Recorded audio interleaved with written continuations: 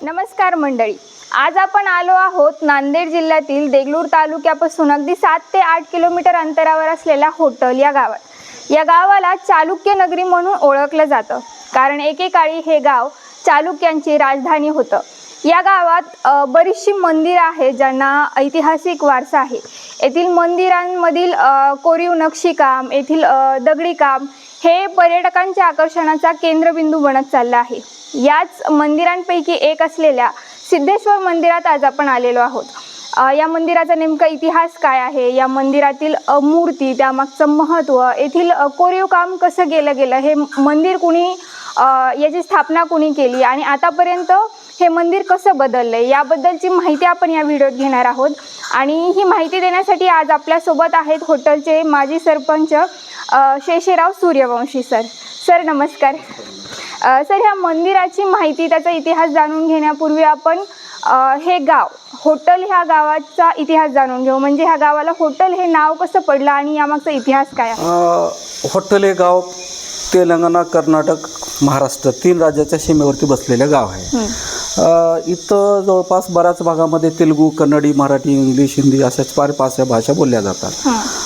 Hotel हा पोट्टल हा कन्नडी भाषेतील शब्द होता। पोट्टल म्हणजे पठार। अच्छा। पोट्टलवरून हा अपभ्रंश होऊन होट्टल असं करण्यात आलेलं आहे। कारण का ह्या भागामध्ये कर्नाटकचा प्रभाव आहे, तेलंगणाचा प्रभाव आहे, तर इथले बरेचसे लोक तेलुगू, कन्नडी बोलतात आणि त्याच्यामुळे पोट्टल म्हणजे पठार उंच आणि त्याचा अपभ्रंश होऊन होट्टल असा झाला। काही काळामध्ये याचा जम्बूपेठ असा उल्लेख आहे काही ठिकाणी, आणि चालुक्याची राजधानी म्हणून ह्या इथं हॉटेलची गणना होत होती। हॉटेलमध्ये इथं एकूण 4 ते 5 मंदिर आहे। हे आपण ज्या मंदिरात आहोत ते हॉटेलचं महादेव मंदिर, त्याला सिद्धेश्वर मंदिर म्हणले जाते। बाजूला आहे ते पार्वती मंदिर आणि त्याला रेबेश्वर मंदिर म्हणले जाते।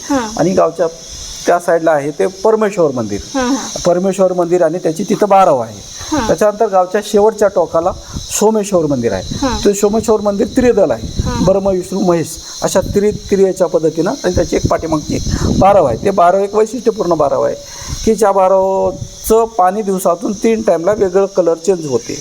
आणि त्याचं एक सायंटिफिक सुद्धा कारण असू शकते, कारण का आम्ही त्याची जी गाळ काढली कुंड साफ करण्यासाठी म्हणून, त्या मातीमध्ये सुद्धा 3 प्रकारची माती होती त्याच्यामध्ये, पिवळी, लाल आणि हिरवट। त्याच्यामुळे ते एक काही हैदराबादचे काही मंडळीने ते पाणी घेऊन सुद्धा त्याची टेस्टिंग केलं आहे। ते खूप त्वचा रोगासाठी खूप चांगल्या पद्धतीनं त्याचा इलाज होते असं काही लोकांचं म्हणणं आहे। ओके सर, त्या मंदिरांबद्दल नक्कीच आपण पुढच्या व्हिडिओमध्ये माहिती घेऊया। सध्या आपण सिद्धेश्वर मंदिरात आहोत, तर या मंदिरातली जी महादेवाची मूर्ती आहे त्यामागचा नेमका इतिहास काय आहे, त्याची स्थापना कुणी केली? हे मंदिर चालुक्य राजा सोमेश 6 यांच्या काळात बांधलेले खूप खोटं मंदिर आहे। आणि ह्या मंदिराची रचना खूप वेगळ्या पद्धतीने केलेली आहे। हे मंदिर 11व्या शतकात बांधलेले मंदिर आहे। 11वे शतक ते 14वे शतक इथं 3 लोकांनी राज्य केलेलं आहे, यादव कुलानी, वनी कुलानी आणि चालुक्याची राजधानी। तर इथली जी शैली, बांधकामाची जी शैली जर आपण बघितली, हे शेप पद्धतीमध्ये आहे। बरोबर की इकडं जर बॅलन्स झालं तर इकडं होईल, इकडं जर झालं तर, कारण का आपण कुठलाही पाया बांधत असताना आपण 10 फूट 5 फूट पाया खोदतो, परंतु इथं कुठलाही पाया खोदलेला नाही, तर एकावर फक्त दगडावर दगड ठेवून बांधलेले आहे। त्याच्यामुळे ह्याच्यामध्ये सुद्धा असं मोठे दगड भरून त्याला हे केलेले आहे। त्याच्यामुळे आज 1200 वर्ष होऊन सुद्धा मंदिर जशाच तसं आहे। मागच्या काळामध्ये काही तोडफोड झाली होती आर्किओलॉजी विभागाने, ह्या तुम्हाला प्रत्येकावर नंबरिंग दिसते, तर आर्किओलॉजी विभागाने हे सगळं नंबरिंग मंदिर पूर्णपणे खोलून बाजूला करून जशाच तसं परत फिटिंग केल्या गेलेलं आहे। त्याच्यामुळे इथली ही जी शैली आहे खूप म्हणजे एक वास्तुकलेचा अद्भुत नमुना म्हणलं तरी लोकांना बघण्यासारखं एक हॉटेलचं मंदिर आहे। ओके सर, आता आपण मंदिरातली जी महादेवाची मूर्ती आहे त्याच्याबद्दल माहिती घेऊ।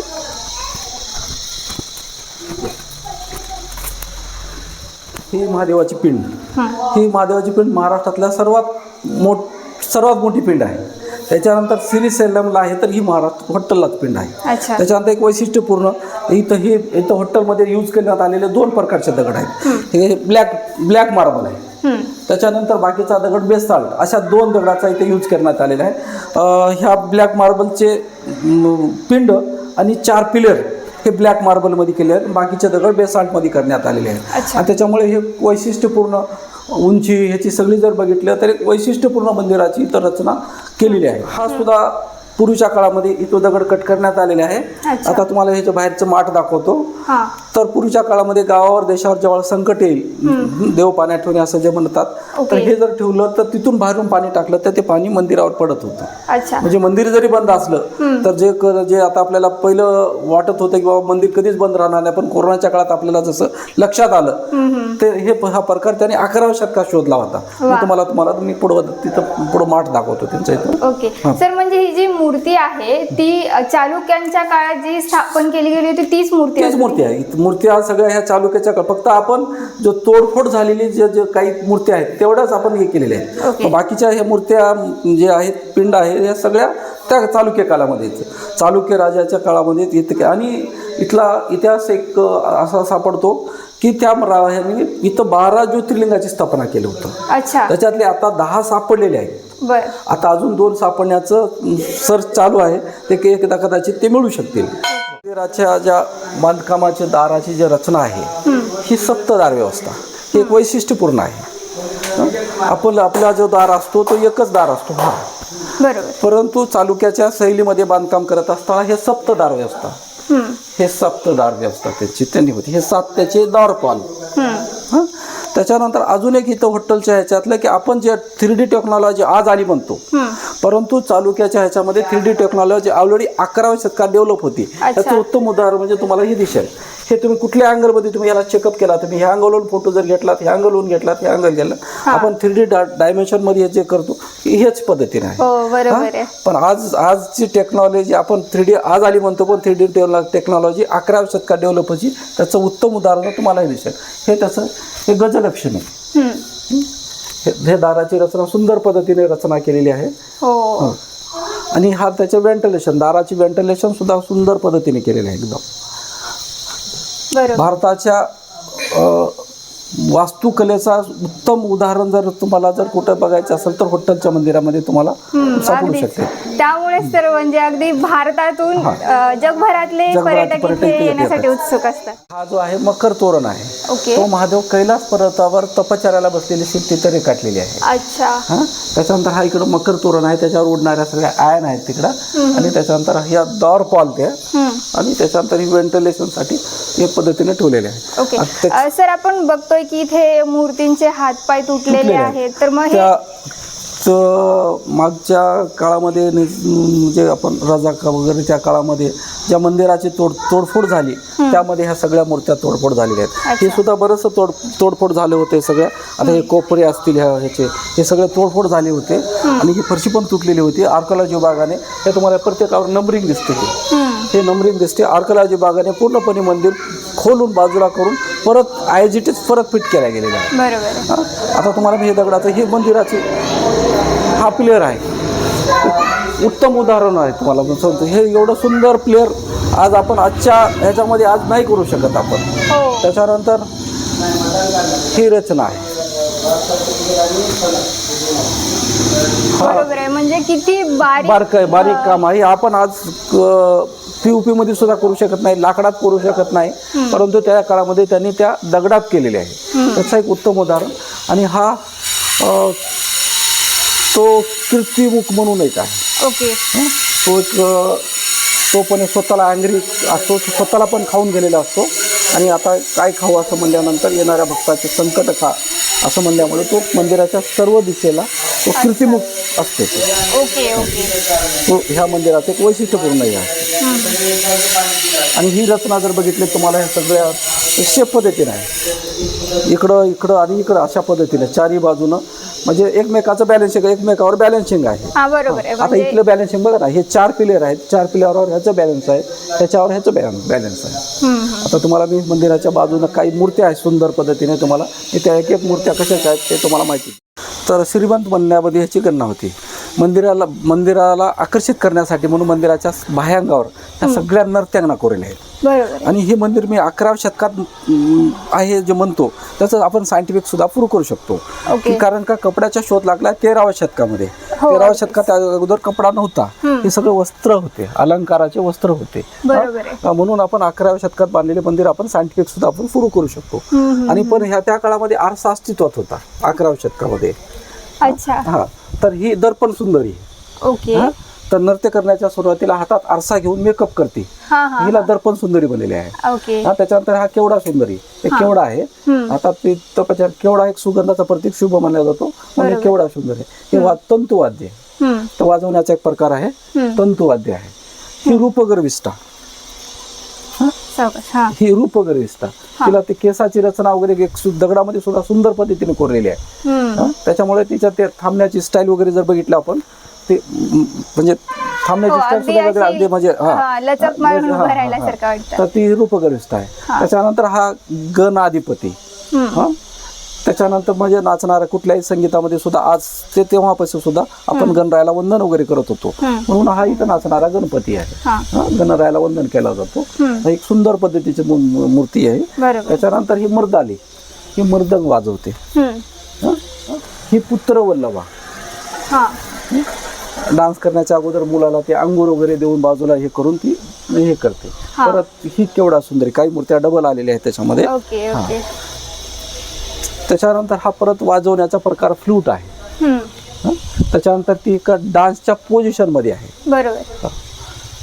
हा जो मी आज तुम्हाला जे माठ सांगितलं, हा माठ म्हणजे इथं पाणी टाकलं की हा पाणी तो अगोदर पिंडावर पडत होता, पण तो नंतर कट केल्यामुळे तो आत पडतो. देशावर गावावर जेव्हा संकट आलो, आपण देव पाण्यात ठेवणे असं जे प्रकार म्हणतो ना, तर ते तेव्हा आपण म्हणजे आपल्याला कोरोनाच्या काळाच्या अगोदर कधीच मंदिर बंद राहतं असं वाटलं नव्हतं, परंतु आपल्याला कोरोनामध्ये लक्षात आलं. पण त्यांना ते 11व्या शतकात कळालं की बाबा असं म्हणजे होऊ शकते, येऊ शकते. म्हणून तेव्हा इथून तरी पाणी टाकलं तर ऑटोमॅटिक कंटिन्यू पूजा होऊ शकते.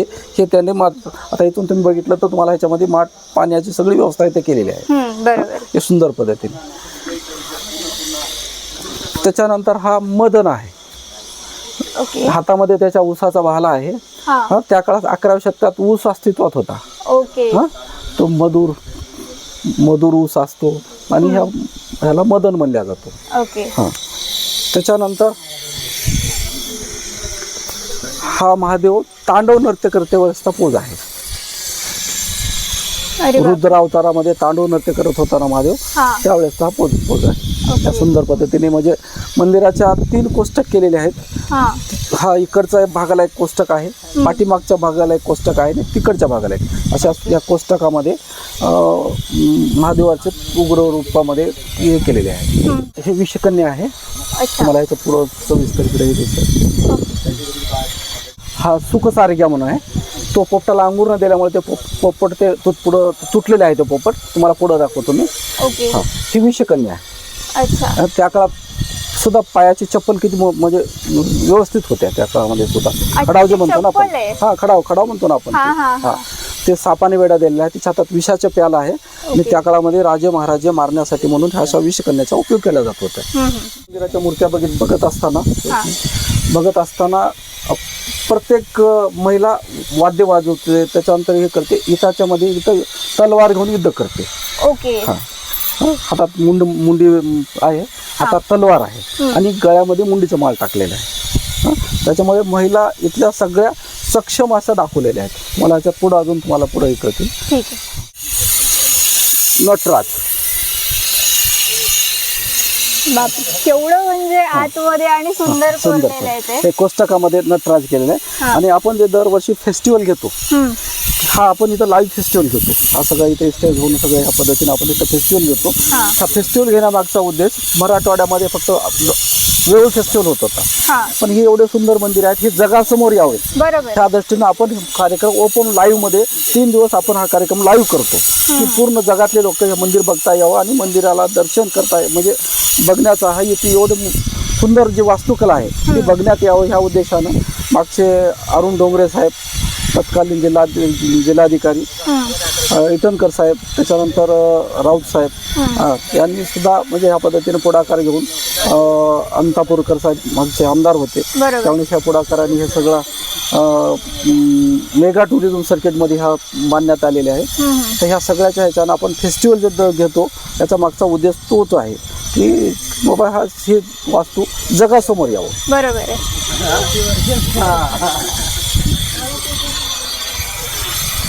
तो वाजवण्याचा प्रकार आहे. बाजू नाही, विना विना आहे तो. अच्छा. बासरी नाही, विना आहे तो. तिकडं पाठीमागं गोल आहे, तो विना टाईप मध्ये आहे. तो वाजवण्याचा प्रकार म्हणजे तर सगळ्यात टोटल संगीताचं हे आपण एक हात बंद करून एका हाताने वाजवते आहे. मर्दंग आहे, मर्दंगाला एक हाताने बांधलेलं आहे, एकाच हाताने वाजवते. हा. त्याच्यानंतर एक डान्सच्या पोझिशन मध्ये आहे. त्याची केस रचना वगैरे जर बघितली, हातामध्ये केसाची रचना आहे बरं का, ते सुंदर पद्धतीने केस रचना आहे. तर म्हणजे आता आपण ह्या सगळ्या मूर्ती बघितल्या, म्हणजे पूर्ण मंदिराला वेढा घालून मूर्त्या आहेत आणि प्रत्येक मूर्तीचं म्हणजे एक वेगळं महत्त्व आहे, एक वेगळ्या पोज मध्ये त्या थांबलेल्या आहेत. म्हणजे त्या काळात चालुक्यांना अशा प्रकारे मूर्ती मंदिरात कोराव्या असं का वाटलं असावं? म्हणजे ह्या मूर्त्या म्हणजे त्या काळातल्या एक साक्षी आहेत. बरोबर. आता तुम्हाला एक उदाहरण देतो. ही मूर्ती आहे. आपण 11व्या शतकात महिला लिहित नव्हत्या. आज म्हणत होतो की महिला लिहित नव्हत्या, परंतु त्या काळात महिला लिहित होत्या. ही पत्रलिखित आहे. ओके. ही पत्रलिखित आहे. इतिहास म्हणतात की लोक त्या काळामध्ये महिला लिहित नव्हत्या, शिक्षणाचं प्रमाण नव्हतं, परंतु इथं शिक्षणच होतं. मध्यंतरी कोण्या काळात बंद झालं हे माहिती नाही, परंतु 11व्या शतकात चालुक्याच्या काळामध्ये या सगळ्या गोष्टी. आता आपण तुम्हाला मी दाखवलो, महिला तलवार घेऊन युद्ध करणाऱ्या होत्या. बरोबर. इथं महिला लिहिणाऱ्या महिला होत्या. त्याच्यानंतर इथं काय धनुर्विद्यामध्ये सुद्धा महिला निपुण होत्या. धनुर्धारणी. बरोबर बरोबर. ते का महिला आहे, महिला धनुर्विद्येत सुद्धा निपुण होते. हे त्या काळामध्ये त्या राजाने ह्या कोरून ठेवलेल्या पुढच्या पिढीसाठी एक वारसा आहे. उदाहरण म्हणून आपण इतिहास सगळ्या गोष्टी घेऊ शकतो किंवा इतिहासामध्ये आपण हे लोकांना दाखवू शकतो की लोक म्हणत असतील की बाबा नाही, त्या काळात लिहित नव्हत्या, महिला त्या काळात युद्धात नव्हत्या, धनुर्विद्येत नव्हत्या, परंतु होत्या. हे आपल्याला आपण आवर्जून दाखवू शकतो. आता तिकडे आपण तुम्हाला मी मदन दाखवलं, ही रथी म्हणून आहे. ओके. हातात उसाचं हे आहे, तो मदन आणि ही रथी एक वैशिष्ट्यपूर्ण हे आहे. त्याच्यानंतर हातामध्ये आंबा आहे, आंबा तोडण्याचे ते गळी आहे. आणि हे तोरणा म्हणून आहे. साप वरी सापाने हे केलेलं आहे, तोरणा म्हणून म्हणलं जातं. ही परत हातात आंबा आहे, त्याच्यानंतर हा तोडण्याचा हेतू हे आहे.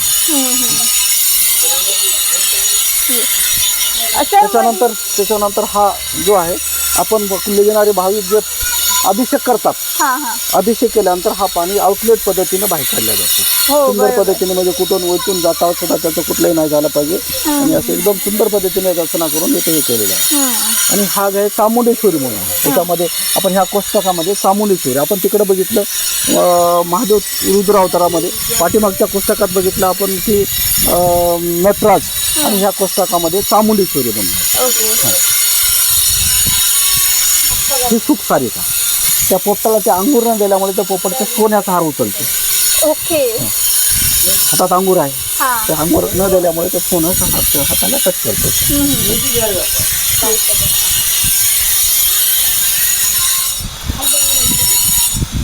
हे बासरी वादन, त्या दगडामध्ये सुद्धा केस रचना किती सुंदर पद्धतीने कोरली आहे.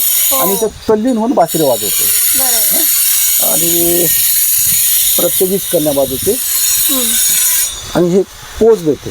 हे सर्वात सुंदर मूर्ती, ज्या काळामध्ये मंदिर उभारले गेले ह्या टाईपच्या मूर्त्या होत्या सगळ्या.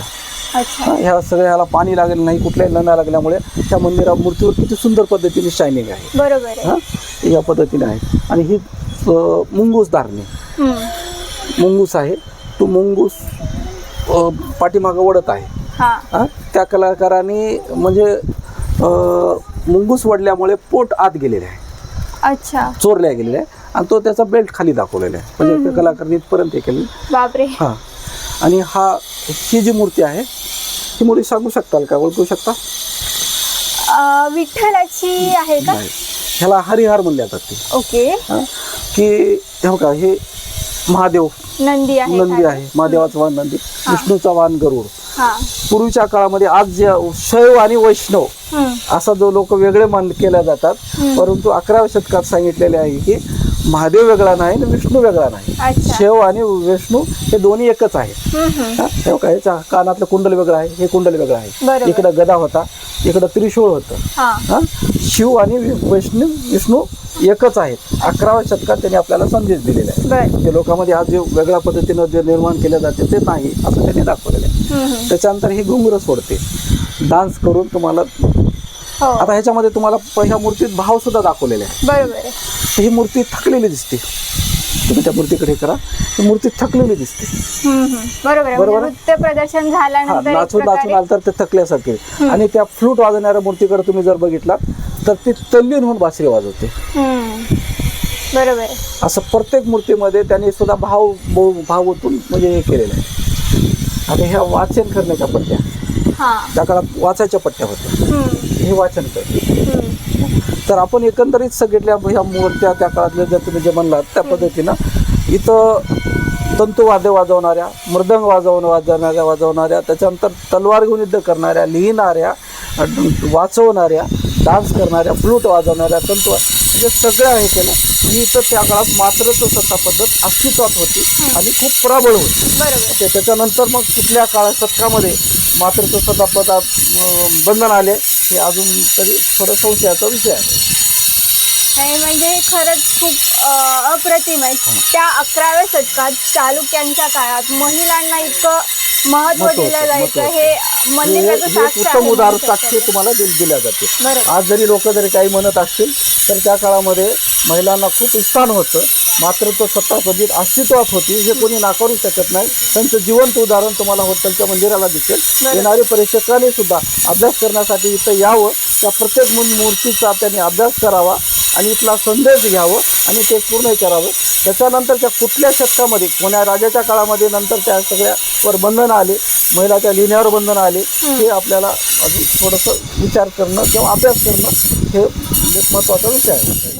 सर आता हे आपण सिद्धेश्वर मंदिराची माहिती घेतली, पण आपण अलीकडेच पाहतोय की मंदिराच्या एकदम विरुद्ध दिशेला अजून एक मंदिर आहे.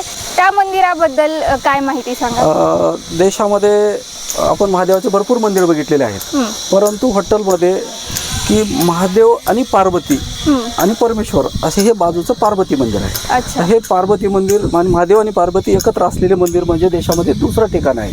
ऋषिकेशला आहे तर हॉटेललाच आहे. हे एक वैशिष्ट्यपूर्ण महादेव आणि पार्वती एकत्र राहण्याचं ठिकाण योगायोग हॉटेलमध्ये आहे.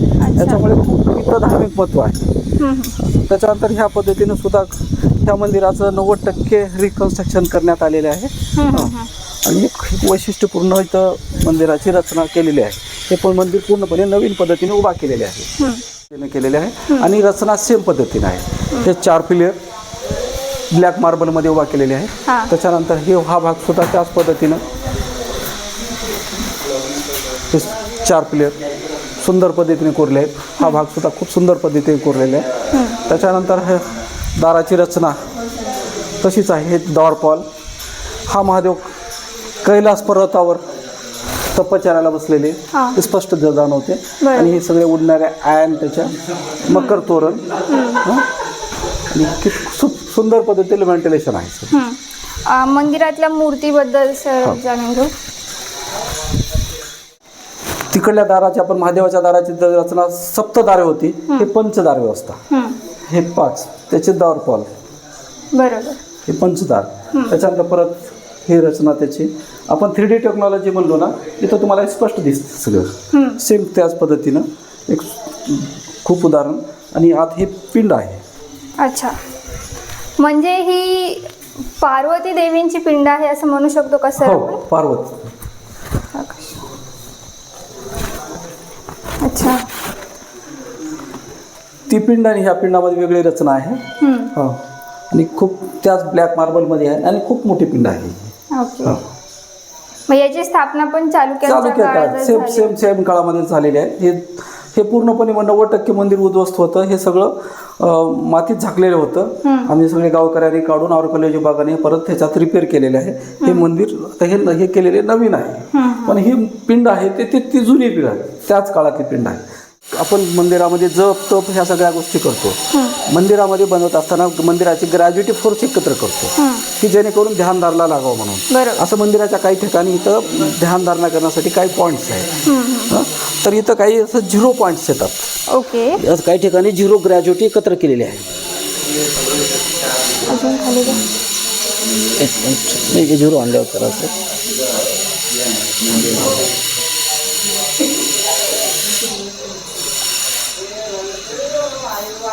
अच्छा, म्हणजे इथं ग्रॅव्हिटी 0 होते. हां.